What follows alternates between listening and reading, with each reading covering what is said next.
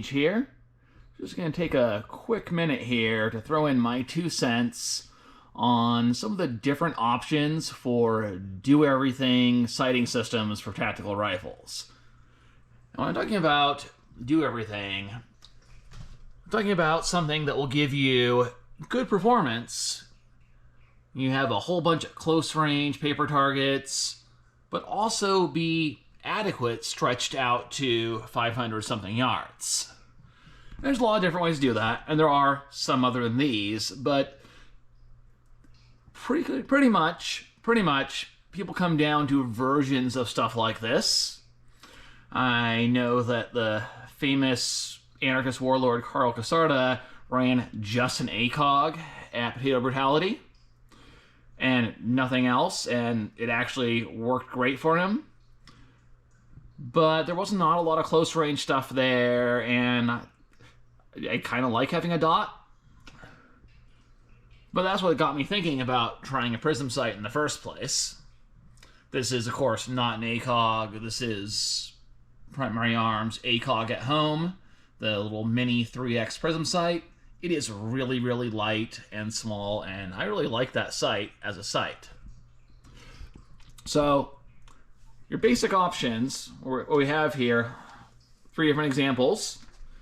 Over here, we have a 1:6 LVPO, which is what damn near everyone at Potato Brutality was using for a course that has some stuff at close range and some stuff going all the way out to 500 yards.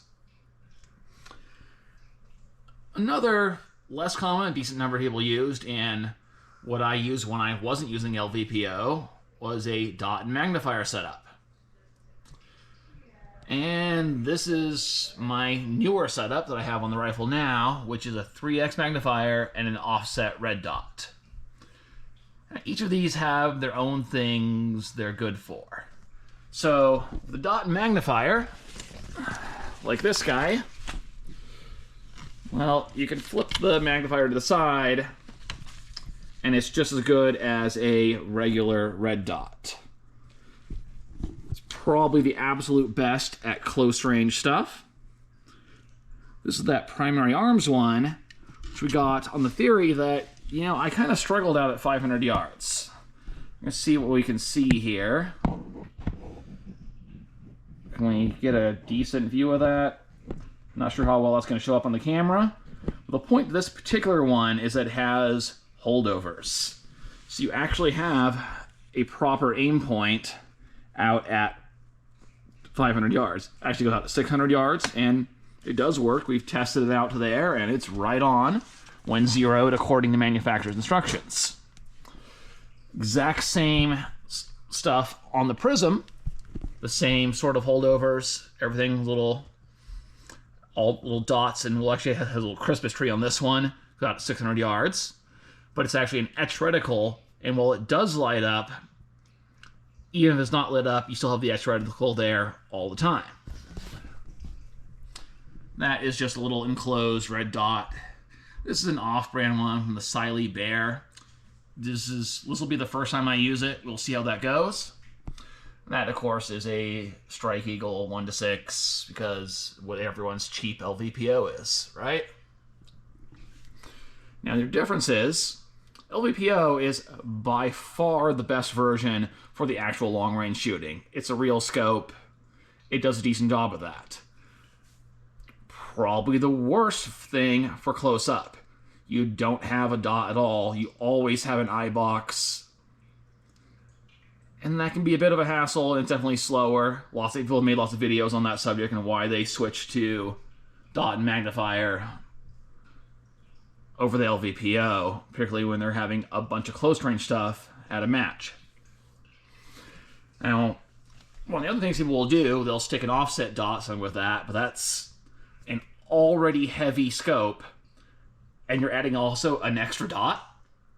It's not what I want for the rifle here that has a carbon fiber handguard, my ultralight rifle. It's why the LVPO is on the heavier of the rifles. This setup is actually lighter than just the dot and magnifier. Now, this is probably a little bit better at long range, That particular dot, the holdovers, it's super crisp. It works pretty good. Still not quite as good as using a single piece, an etched reticle that has its own magnification. But that little offset dot is not going to be as convenient for doing the close range stuff as the pure red dot, which is what you have when you flip the magnifier to the side. So these two are basically accomplishing the same thing in slightly different ways. This one is a tiny bit lighter, maybe a little better at longer stuff. This is going to be a little bit better at close range. Tactical Sloth is using the dot and magnifier. I'm using the 3x prism and the offset dot at probably the worst thing to be testing out enhanced long-range capabilities at, which is CQB brutality, but it'll probably also get used at a bunch of longer-range events as well. And we'll see how they treat us. Not bringing an LVPO to CQB brutality because why? I mean, you really only need a dot at all. The prism is mostly just going to be getting in my way. But we'll see how these do at close range here. We'll use them at some longer events as well. But these are the three common solutions to sticking your tactical rifle with some optics that will do everything all in one setup, which of course is not ideal for any one setup.